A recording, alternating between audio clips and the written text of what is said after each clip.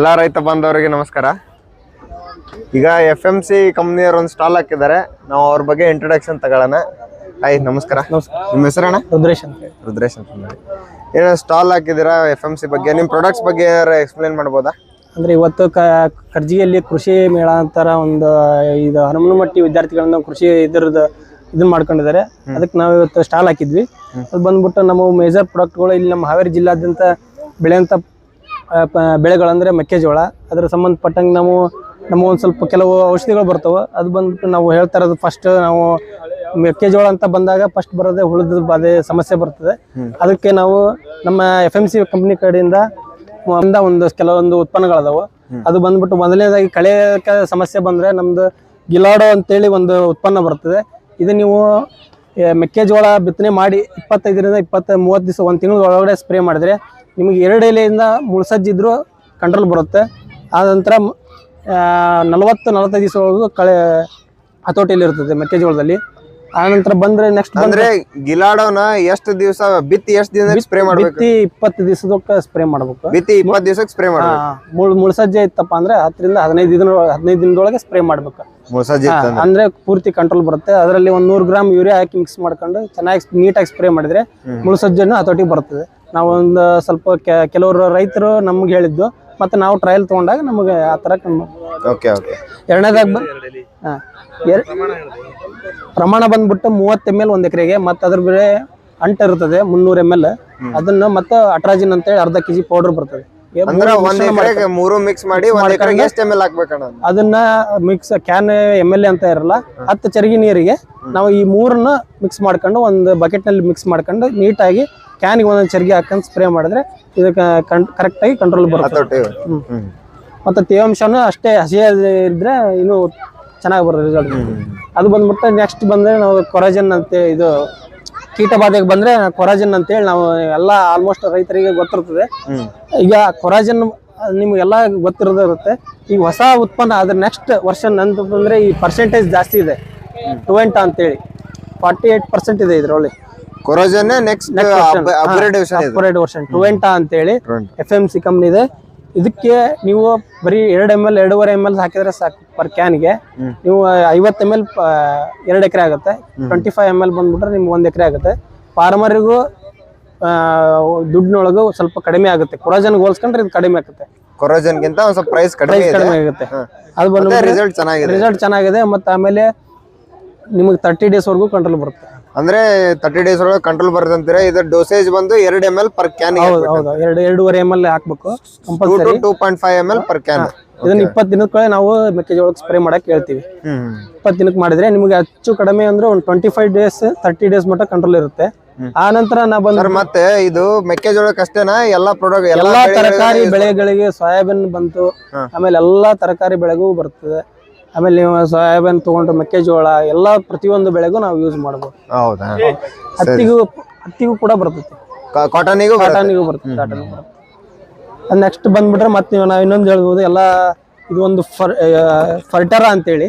ಇದನ್ನ ಏನು ನೀವು 20 ಡೇಸಿಗೆ ಸ್ಪ್ರೇ ಮಾಡಕ್ ಹೇಳಿದ್ರಲ್ಲ, ಅದನ್ನ ಆದ್ಮೇಲೆ ಸ್ವಲ್ಪ ಮೊಣಕಾಲ್ ಮಟ್ಟ ಬಂದಾಗ ಇದನ್ನ ನಾವು ರೆಕಮೆಂಡ್ ಮಾಡೋದು. ಇದೇನಪ್ಪ, ಇದನ್ನ ಹಾಕೋದ್ರಿಂದ ಏನು ಯೂಸ್ ಅಂದ್ರೆ ರೈತರಿಗೆ ಅಪ್ ಟು ತೆನೆ ಆಗೋವರೆಗೂ, ತೆನೆ ಆಗಿ ನಿಮ್ಗೆ ಇದು ಹುಳ ಬರುತ್ತೆ, ತೆನೆಗೂ ಹುಳ ಬರ್ತದೆ. ಈ ಟೈಮ್ ಬೇಸಿಗೆಯಲ್ಲಿ ಹೆಚ್ಚಾಗಿ ಹುಳದ ಬಾಧೆ ಸಿಕ್ಕಾಬಿಟ್ಟೆ ಇರ್ತದೆ.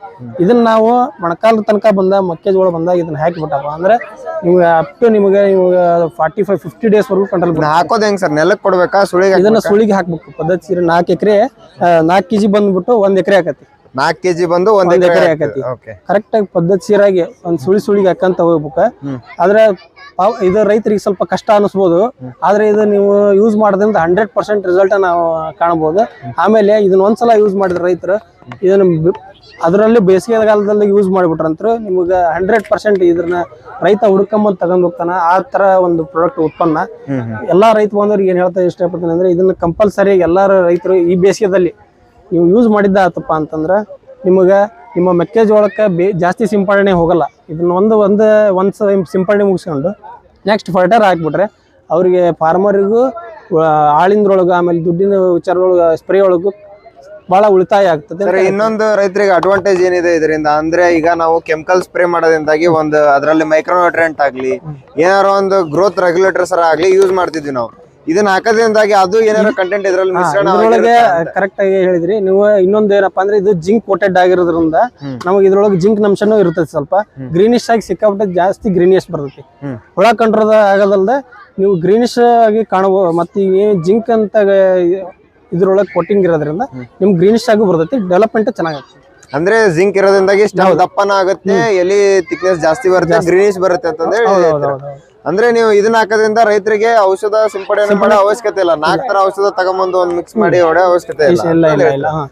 ಅದು ಒಳ್ಳೆ ಪ್ರಾಡಕ್ಟ್ ಅಂತಂದ್ರೆ ಹೇಳ್ಬೋದು. ಎಷ್ಟು ದಿನ ತನ ಇರುತ್ತೆ ಸರ್ ಇದು ರಿಸಲ್ಟ್? 45 ಡೇಸ್ ಮಟನ ಕಂಟ್ರೋಲ್ ಇರುತ್ತೆ. 45 ಡೇಸ್ ತನ ಕಂಟ್ರೋಲ್ ಇರುತ್ತೆ. 45 ಡೇಸ್ ಕಂಟ್ರೋಲ್ ಇರುತ್ತೆ. Okay okay okay sir. ಇನ್ನೊಂದು ಅಥಾರಿಟಿ ನೆಕ್ಸ್ಟ್ ಅಂತಂದೇಳಿ ಏನೋ ಕಾಣ್ತದೆ. ಇದು ಏನು ಅಥಾರಿಟಿ? ಇದು ಅಥಾರಿಟಿ ನೆಕ್ಸ್ಟ್ ಬಂದ್ಬಿಟ್ಟು ಇದು ಕಬ್ಬು ಮತ್ತು ಸೋಯಾಬೀನ್ಗೆ ಬರ್ತದೆ. ಕಬ್ಬು ಮತ್ತು ಸೋಯಾಬೀನ್ಗೆ ಹರ್ಬಿಸೈಡ್ ಅಂತಂದಿದೆ ಸರ್. ಹರ್ಬಿಸೈಡ್ ಅಂದ್ರೆ ಯಾವ ಹರ್ಬಿಸೈಡ್ ಸರ್ ಇದು? ಇದು ಕಳೆನಾಶಕ. ಹರ್ಬಿಸೈಡ್ ಅಂದ್ರೆ ಪ್ರೀ ಎಮರ್ಜೆಂಟ್. ಇದು ಪ್ರೀ ಎಮರ್ಜೆಂಟ್ ಬಿತ್ತಿದ ಕೂಡಲೇನೆ ಹೊಡೆಯೋದು. ಆ ನಂತರ ಇದು ಕಬ್ಬು ಮತ್ತು ಸೋಯಾಬೀನ್ ಅಷ್ಟೇ ಇದು ಉತ್ಪನ್ನ ರೆಕಮೆಂಡ್ ಇರೋದು. ಇದು ಯಾಕಪ್ಪ ಅಂದ್ರೆ ಇದು ಸೋಯಾಬೀನ್ ಬಂದ್ಬಿಟ್ರೆ 1 kg 4 ಎಕರೆ ಆಗುತ್ತೆ. 4 ಎಕರೆ ಬಿತ್ತಿ ಇವತ್ತು ಬಿತ್ತಿದಾರ ಅಂದ್ರೆ 48 ಗಂಟೆ ಒಳಗೆ ಇದನ್ನ ಸಿಂಪಡಣೆ ಮಾಡೋದು. ಇವತ್ತು ಬಿತ್ತಿದಾರ ಅಂದ್ರೆ 48 ಗಂಟೆ ಒಳಗಡೆ ಸಿಂಪಡಣೆ ಮಾಡಬೇಕು. ಇದಕ್ಕೆ ಸಿಂಪಡಣೆ ಮಾಡೋದಿದೇನಾ ಅಥವಾ ಉಗ್ಬೇಕಾ? ಇಲ್ಲ, ಸಿಂಪಡಣೆ ಮಾಡ್ಬೇಕು. ಸಿಂಪಡಣೆ ಮಾಡ್ಬೇಕು. ಆ ತರನ ರೆಕಮೆಂಡ್ ಇರೋದು. ಉಗ್ಗಕ್ಕೆ ನಾವು ಅದ ತರ ರೆಕಮೆಂಡೇಶನ್ ಇಲ್ಲ. ಹಾಗಾಗಿ ಮತ್ ಕಬ್ಬು ಬಂದ್ಬಿಟ್ರೆ ತುಳಿತಾರಲ್ಲ ಕಬ್ಬು, ಅದು ತುಳಿದ ಕಬ್ಬಿನ ಹಿಂಗೆ ಹಿಂಗುಟನೆ ಸ್ಪ್ರೇ ಮಾಡ್ಕೊಂತ ಹೋಗ್ಬೇಕು. ಸ್ಪ್ರೇ ಮಾಡ್ಬೇಕು. ಎಲ್ಲಾ ತರದ 45-50 ದಿವಸ ಮಟ್ಟ ಕಳೆ ಕಂಟ್ರೋಲ್ ಇರುತ್ತೆ. ಆಮೇಲೆ ಇದನ್ನ ಸ್ಪ್ರೇ ಮಾಡಿಂದೆ ಕುಂಟಿ ಹೊಡಿಬಾರ್ದು. ಮೇಲ್ಗಡೆ ಲೇಯರ್ ಹರಿಬಾರ್ದು. ಹರಿತಪ್ಪ ಅಂದ್ರೆ ಮತ್ತೆ ಕಳೆ ಹುಟ್ಟಕ್ ಸ್ಟಾರ್ಟ್ ಆಗ್ತದೆ. Okay okay. ಮತ್ತೆ ಇದು ಇನ್ನೊಂದೇನೋ ಕಾರ್ಬೋಸ್ ಇದೆ ಸರ್. ಇದು ಕ್ಯಾಸ್ಬೋ ಅಂತೇಳಿ. ಕ್ಯಾಲ್ಸಿಯಂ, ಜಿಂಕ್, ಬೋರಾನ್ ಇರ್ತದೆ ಇದ್ರೊಳಗೆ. ಈ 3 ಸೇರಿ ಉತ್ಪನ್ನ ಇರೋದಂದ್ರೆ ನಮ್ಮ FMC ಕಂಪ್ನಿ ಉತ್ಪನ್ನ ಒಳಗೆ ಇದು ಒಂದೇ. ಬಟ್ ಇದು ನಿಮ್ಗೆ ಏನಪ್ಪಾ ಅಂದ್ರೆ ಕಾಯಿ ಪಿಂಡ್ ಆಗಕ್ಕೆ, ಕಾಳ ಶೈನಿಂಗ್ ಬರಕ್ಕೆ ಇದಕ್ಕೆ ನಾವು ಉಪಯೋಗ ಮಾಡ್ಬೇಕಂದ್ರೆ ರೆಕಮೆಂಡ್ ಮಾಡ್ತೇವೆ. 250 ml 1 ಎಕರೆಗೆ ಇದು. ಇದನ್ನ ಹಾಕಿ ಸ್ಪ್ರೇ ಮಾಡಿದ್ರೆ ಎಲ್ಲಾ ತರ ಬೆಳೆಗೂ ಯೂಸ್ ಮಾಡಬಹುದು. ಇವಾಗ ಅರೆಕನಟ್ ಅದಕ್ಕೆಲ್ಲ ಯೂಸ್ ಮಾಡಬಹುದು. ಬಾಳಿ ಆಗ್ಲಿ, ಹಾರ್ಟಿಕಲ್ಚರ್ ಮಾಡೋರಾಗ್ಲಿ, ತೋಟಗಾರಿಕೆದೊಳಗೂ ಬರ್ತೈತಿ. ನಮ್ಮ ಎಲ್ಲಾ ಇದ್ರೊಳಗೆ ಬೆಳೆ ಒಳಗೂ ನಾವು ಯೂಸ್ ಮಾಡಬಹುದು. Okay okay okay sir, thank you. ನಿಮ್ಮ ಪ್ರಾಡಕ್ಟ್ ಬಗ್ಗೆ ಹೆಚ್ಚಿನ ಮಾಹಿತಿ ಕೊಟ್ರಿ ನಮ್ಮ ಫಾರ್ಮರ್ಸ್ಗೆ. ಇದು ಪೆಟ್ರಾ ಅಂತೇಳಿ. ಇದೇನಪ್ಪಾ ಅಂತಂದ್ರೆ ಇದ್ರೊಳಗೆ ನೈಟ್ರೋಜನ್ ಮತ್ತು ಫಾಸ್ಫರಸ್ ಇರ್ತೈತಿ. ಈಗೇನ ನಾವು ರೈತರ ಈಗ DAP ಕೊರತೆ ಇದು ಜಾಸ್ತಿ ಇರ್ತದೆ. ಈಗ ಲಾಸ್ಟ್ ಟೈಮ್ ಎಲ್ಲ ನಮ್ಮ ಮಳೆಗಾಲ DAPಗೆ ಸಿಕ್ಕಾಪಟ್ಟೆ ತೊಂದರೆ ಆಯ್ತು ನಮ್ಮ ರೈತರಿಗೆ. ಆ DAP 2 ಚೀಲ DAP ನ ಇದು 1 ಲೀಟರ್ ನಮ್ದು ಪೆಟ್ರಾ ಮಾಡುತ್ತೆ, ಕೆಲಸವನ್ನ ಮಾಡ್ತದೆ. ಇದ್ರೊಳಗೆ ನೈಟ್ರೋಜನ್ ಫಾಸ್ಫರಸ್ ಇರೋದ್ರಿಂದ ಆಮೇಲೆ ಮಣ್ಣಿನಲ್ಲಿ ಇರ್ತಕ್ಕಂಥದ್ದು pH ಬ್ಯಾಲೆನ್ಸ್ ಮಾಡ್ತೈತಿ. ಆನಂದ್ರೆ ಮಣ್ಣಿನ ಫಲವತ್ತತೆ ಹೆಚ್ಚಿಗೆ ಮಾಡ್ತೈತಿ. ಆಮೇಲೆ ನೀವು ಏನಪ್ಪಾ ಅಂದ್ರೆ 2 ಚೀಲ ಗೊಬ್ಬರ ಕೊಡಲಿ, ಇದು 1 ಲೀಟರ್ ನಾವು ಪೆಟ್ರಾ ಕೊಟ್ರೆ ಸಾಕು, ನಿಮಗೆ ಒಳ್ಳೆ ರಿಸಲ್ಟ್ ಅನ್ನ ಇದು ಕೊಡ್ತೈತಿ. ಸರ್ ಇದನ್ನ ಯಾವ ತರ ಬಳಸೋದು ಸರ್? ಡ್ರಂಚ್ ಮಾಡ್ಬೇಕಾ? ಇದನ್ನ ನಾವು ಡ್ರಿಪ್ ಇದ್ರೆ ಡ್ರಿಪ್ ನಲ್ಲಿ ಕೊಡ್ಬೋದು. ಇಲ್ಲ ಗೊಬ್ಬರದಲ್ಲಿ, ಈಗ ಭತ್ತ ಬಂತಂದ್ರೆ ಗೊಬ್ಬರದಲ್ಲಿ ಮಿಕ್ಸ್ ಮಾಡಿ ಹಾಕ್ಬೋದು. ಕಬ್ಬು ಬಂದ್ರೆ ಗೊಬ್ಬರದಲ್ಲಿ ಮಿಕ್ಸ್ ಮಾಡಿ ಹಾಕ್ಬೋದು. ಸ್ಪ್ರೇ ಮಾಡಿ ಬಂದ್ರೆ ಇದು ಮೆಕ್ಕೆಜೋಳಕ್ಕೂ ಬರುತ್ತೈತಿ. ಈಗ 2 ಎಕರೆ 1 ಲೀಟರ್ ಮಾಡಬಹುದು. ಇದನ್ನ ಸ್ಪ್ರೇ ಮಾಡಬಹುದು. 3 ಎಕರೆಗೂ ಮಾಡಬಹುದು. 2 ಎಕರೆಗೆ ಓಕೆ ಓಕೆ. ಆಮೇಲೆ ಇದು ವೆಜಿಟೇಬಲ್ ನ ಬಂದ್ರೆ ಡ್ರಿಪ್ ಅಲ್ಲಿ ಇರ್ತದಲ್ಲ, ಡ್ರಿಪ್ ನಲ್ಲಿ ಕೊಡಬಹುದು. ಅಂದ್ರೆ ಡ್ರಂಚ್ ಮಾಡಬಹುದು, ನಾವು ಸ್ಪ್ರೇಗೂ ಯೂಸ್ ಮಾಡಬಹುದು. 2 in 1 ಇದೆ ಪ್ರಾಡಕ್ಟ್. 3 ಮಾಡಬಹುದು, 3 ತರನು ಮಾಡಬಹುದು. Okay okay okay sir. ಆಮೇಲೆ ಇದು ಪ್ಯೂರ್ ಆರ್ಗಾನಿಕ್ ಇಂದ ಕೂಡಿರುತ್ತೆ. ಸಾವಯವ ಒಳಗೆ ಇರ್ತದೆ, ಯಾವ ಕೆಮಿಕಲ್ ಮಿಶ್ರಿತನೂ ಇರಲ್ಲ. 21% ಫಾಸ್ಫರಸ್ ಇರೋದ್ರಿಂದ.